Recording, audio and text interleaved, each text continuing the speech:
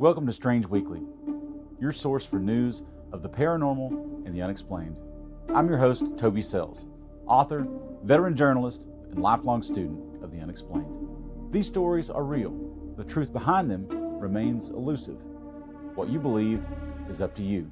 For our first story this week, we take you to the skies of the Green Mountain State, where one lawmaker thinks UFO-style questions deserve serious attention.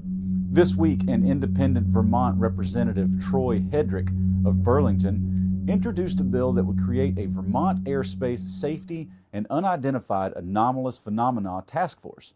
The idea?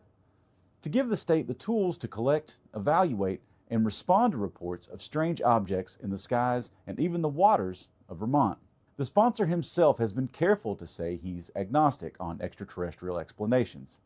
Much of the immediate concern he's raised comes from the growth in drone traffic, aerial safety questions, and unexplained lights locals have reported in recent years, like the unusual sightings over Vermont in 2024 that still haven't been fully explained. If passed, Vermont could become one of the first U.S. states with its own formal structure for studying unexplained aerial reports. Stay tuned because as this story unfolds, it could be a bellwether for how states handle the growing public interest in UAPs and sky mysteries. Our next story blurs the line between art, history, and the unexplained. Renowned painter Hunt Slonim, best known for his wildly colorful bunny and bird paintings, has just purchased a spectacular historic mansion in Newport, Rhode Island that's as haunted as it is grand. According to reports, Slonim paid roughly $30 million for Seaview Terrace, a 29-bedroom, 18-bath estate spanning more than 43,000 square feet along Rhode Island's famed cliff walk. But what's really drawing paranormal attention isn't the price tag. It's the presence people claim still lingers there. Long before Slonim moved in, locals and ghost hunters alike regarded the mansion as one of Rhode Island's most haunted places. That reputation was strong enough to land it on an episode of the paranormal series Ghost Hunters, where previous owners recounted cold spots, disembodied voices, and doors moving on their own. Newport itself has a reputation as a hotbed of history and mystery, but Seaview Terrace stands out, in part because it's linked to pop culture.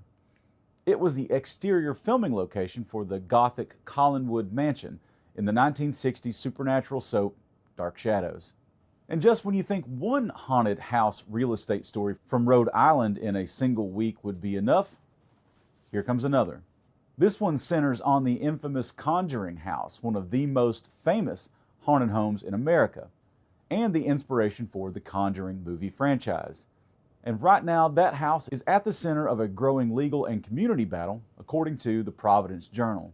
The paper says tensions are heating up between the home's current owner and local officials over how the property is being used, and how much paranormal tourism is too much.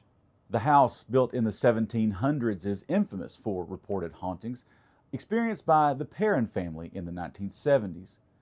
Over the years, visitors and investigators have claimed apparitions, disembodied voices, shadow figures, and objects moving on their own. They've also described violent energy inside certain rooms, especially the cellar, which multiple witnesses have described as oppressive or malevolent.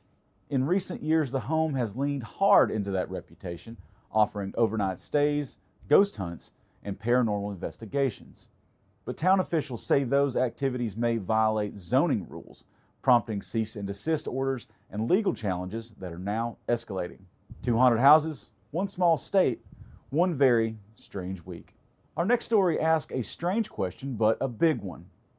What happens to the global economy if humanity learns it's not alone? According to reporting this week by Newsweek and The Independent, at least one formal central bank official thinks the answer could be financial chaos.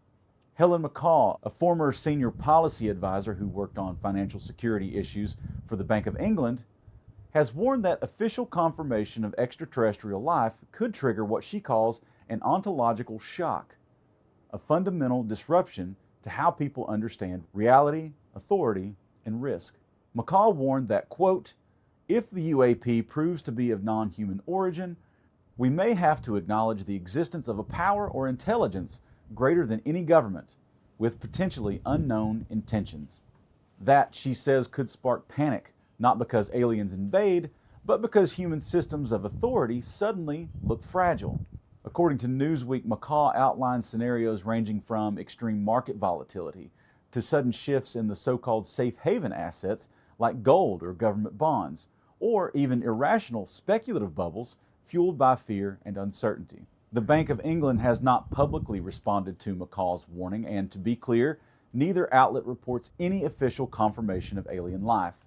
But the fact that serious financial planners are even modeling this scenario tells us something important.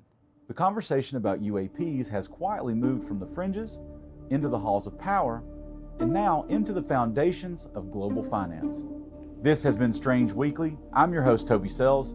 Until next time, watch the dark carefully.